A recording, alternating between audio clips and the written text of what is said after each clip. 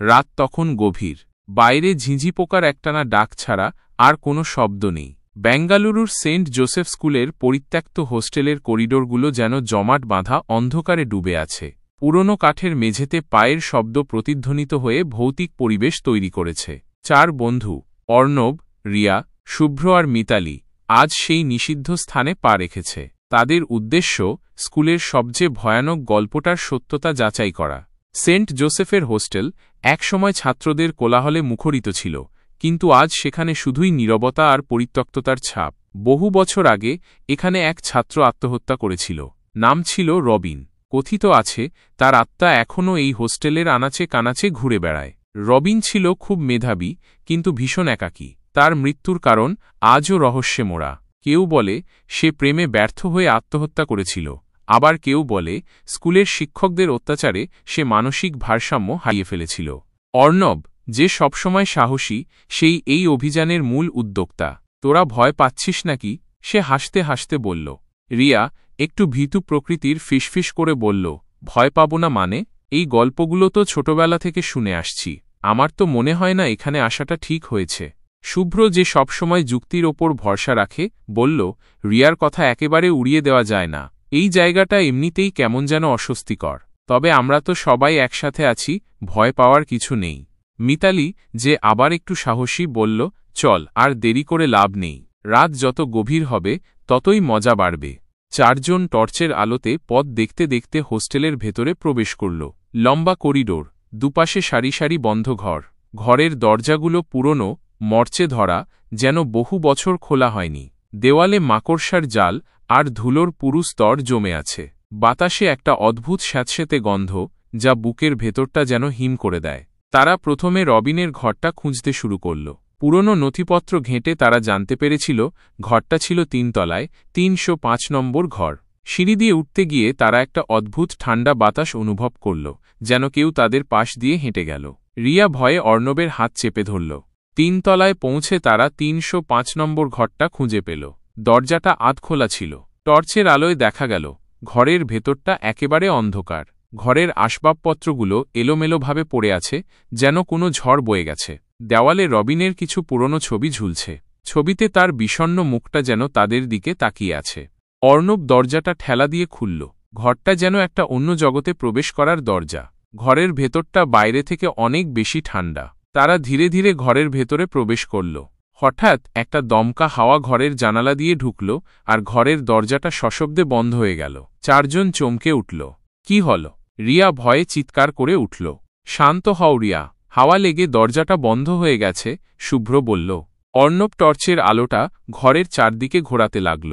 ঘরের এক কোণে একটা পুরনো আয়না রাখা ছিল। আয়নার ওপর ধুলোর পুরু স্তর জমে আছে।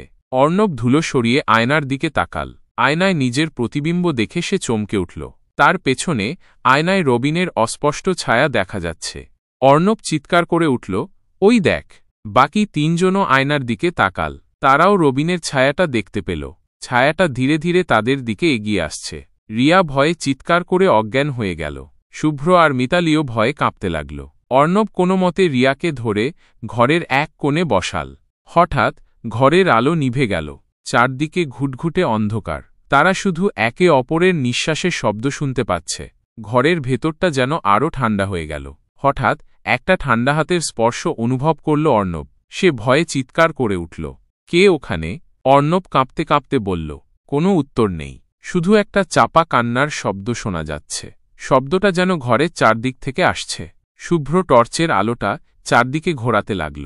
হঠাৎ আলোটা ঘরের এক কোণে স্থির হল।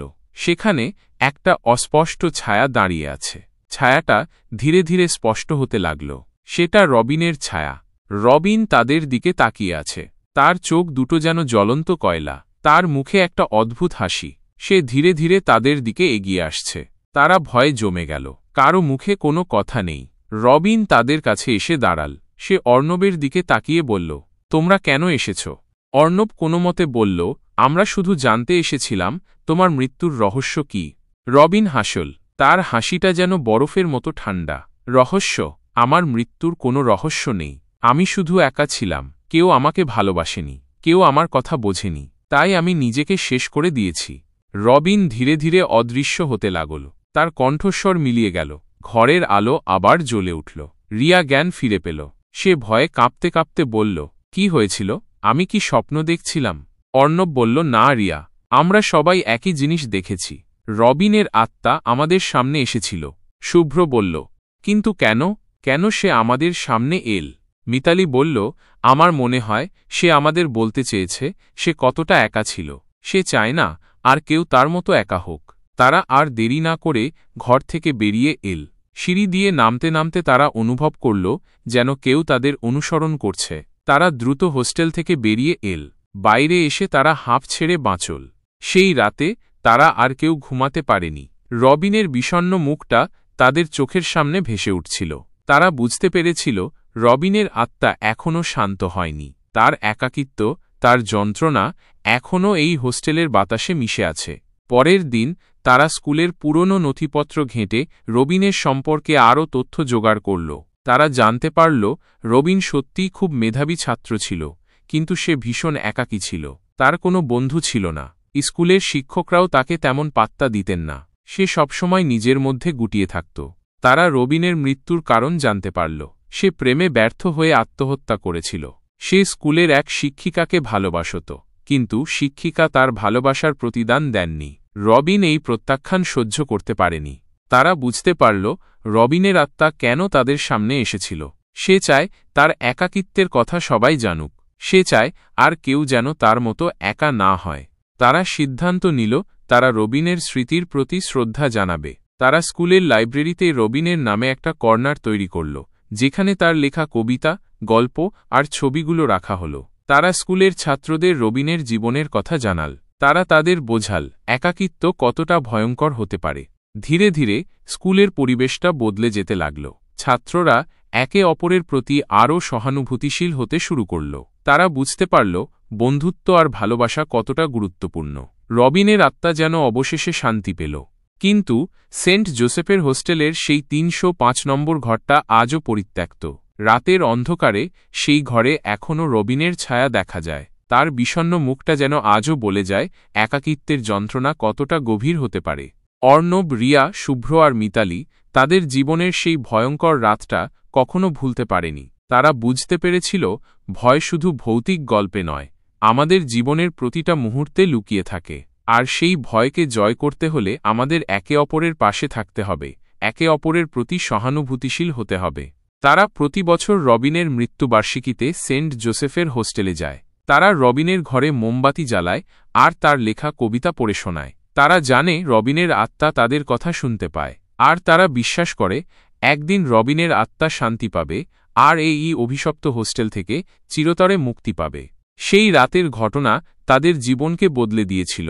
তারা বুঝতে পেরেছিল জীবনের সবচেয়ে বড় শিক্ষা হল একাকিত্বকে জয় করা, ভালোবাসা আর বন্ধুত্বের বন্ধনে আবদ্ধ থাকা। তারা জানে রবিনের আত্মা আজও তাদের চারপাশে ঘুরে বেড়ায়, তাদের রক্ষা করে, তাদের পথ দেখায়। আর তারা প্রতিজ্ঞা করে রবিনের স্মৃতি তারা কখনো মলিন হতে দেবে না।